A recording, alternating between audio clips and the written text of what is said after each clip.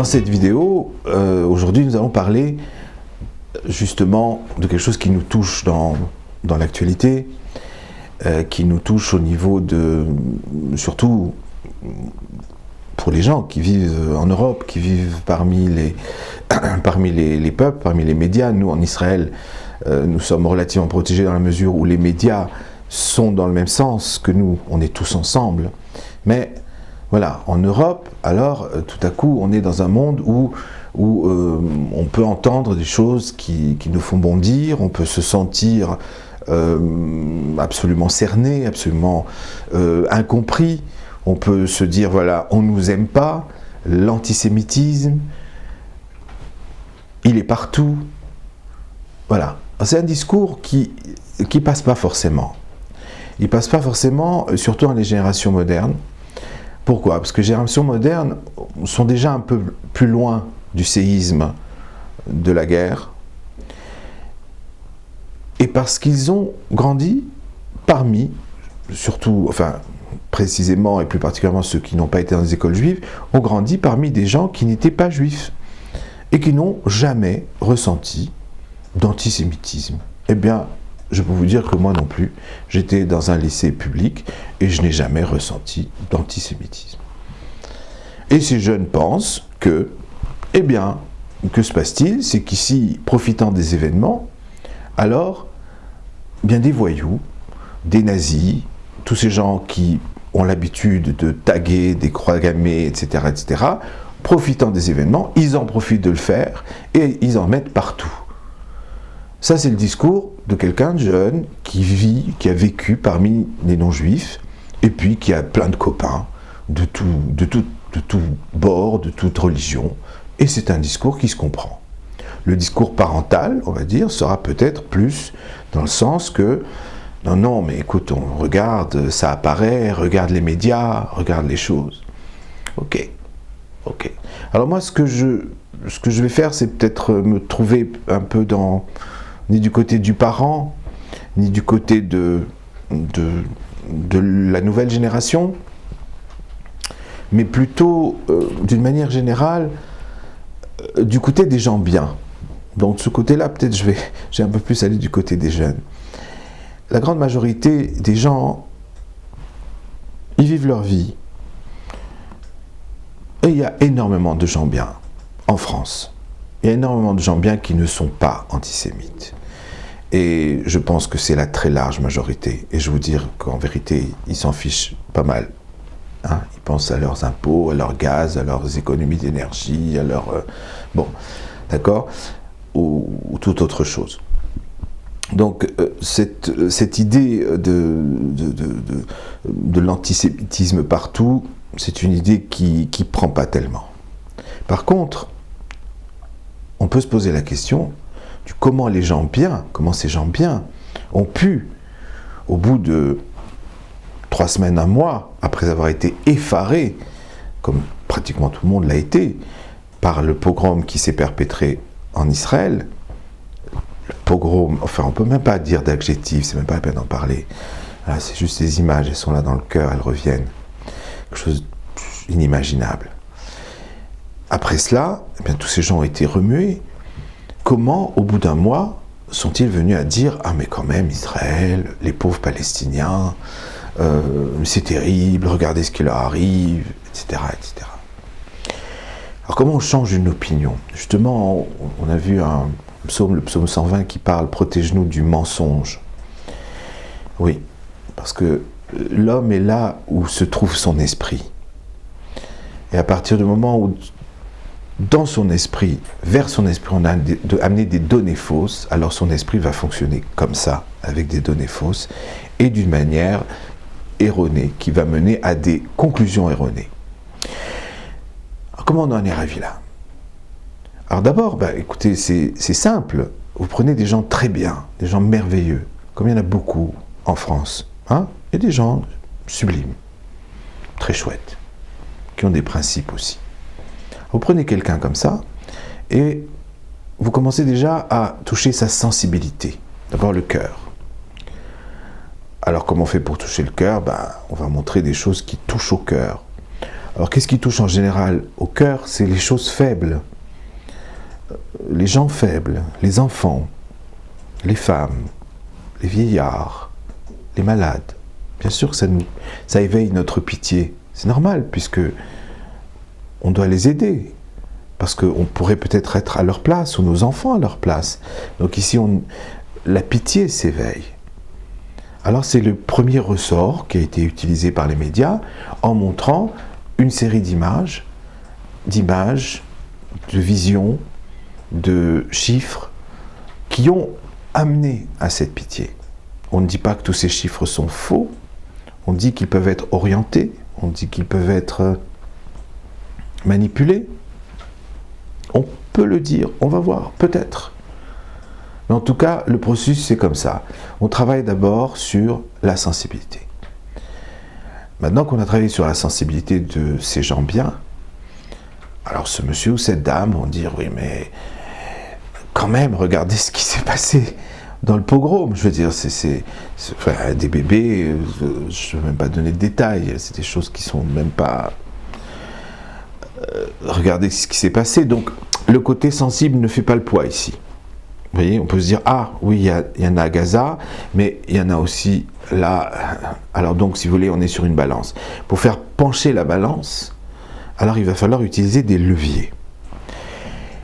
Des leviers qui sont forts.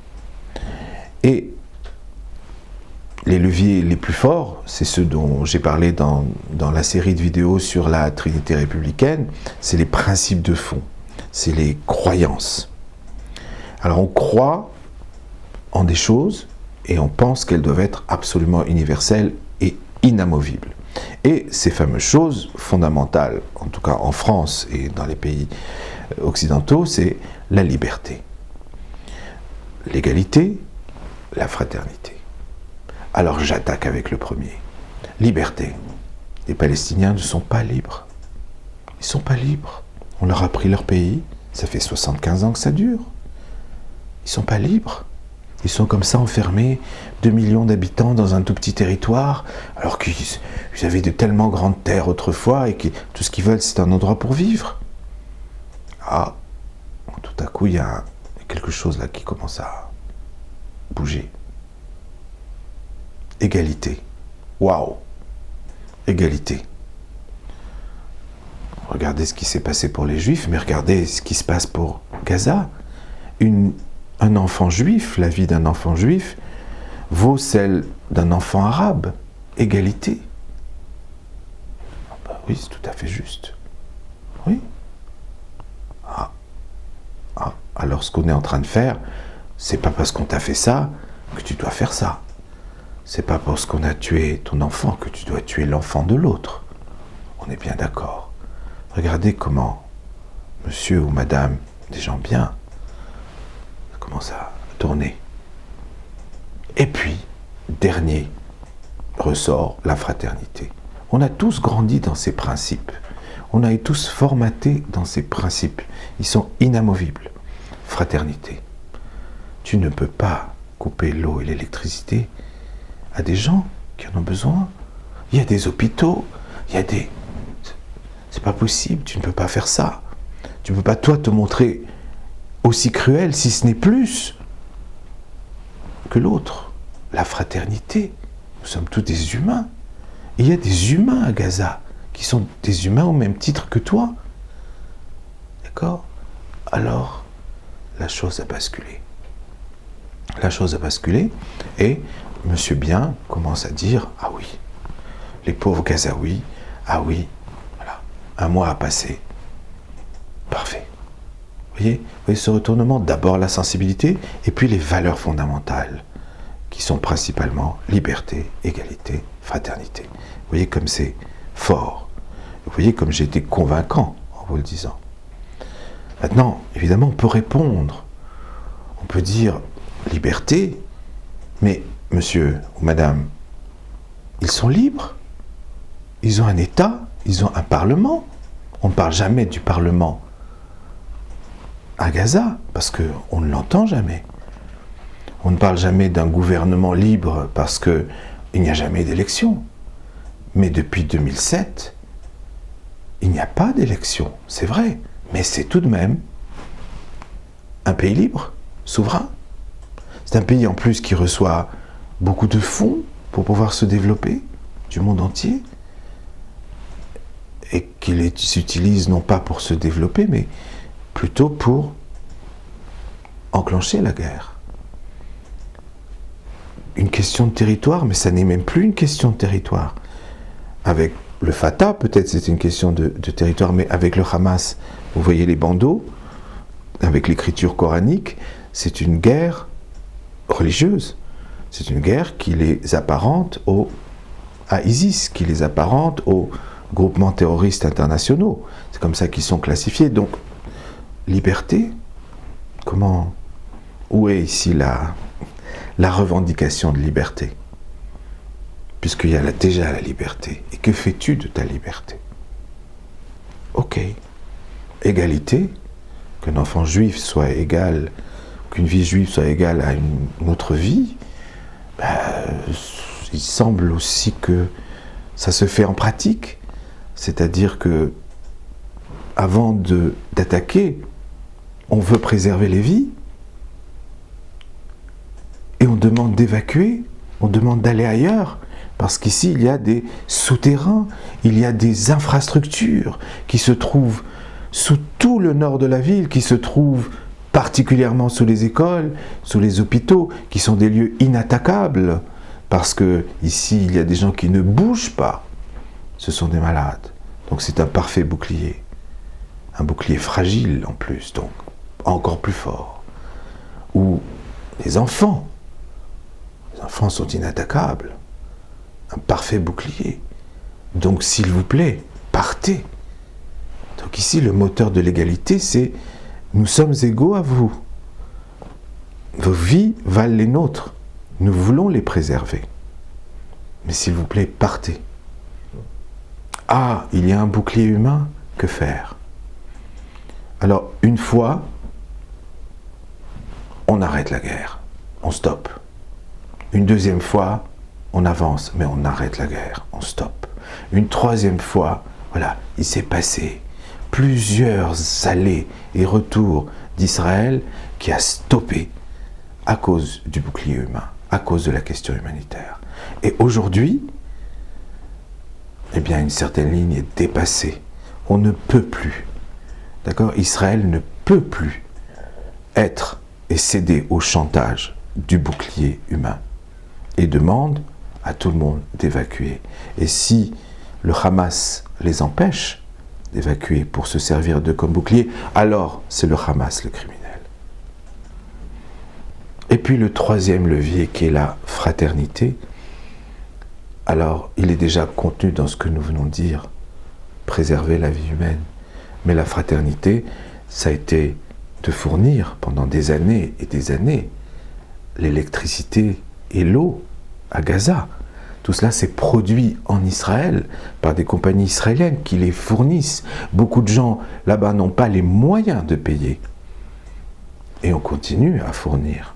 Juste qu'il y ait la paix. Il y a des gens qui n'ont pas payé leurs notes depuis 3 ans. Ce n'est pas grave. Juste qu'on ait la paix. Alors quand on coupe le gaz, enfin l'électricité et l'eau, c'est de l'eau que nous, Israéliens, nous fournissons. Vous comprenez? Et pourquoi on la coupe?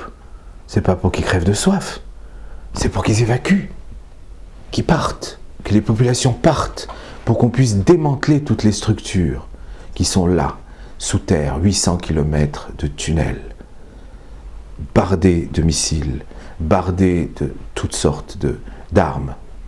Alors vous voyez que ces fameux, vous avez vu ce qu'on a fait dans cette approche. On a vu les gens comme des gens bien. Les gens sont des gens bien.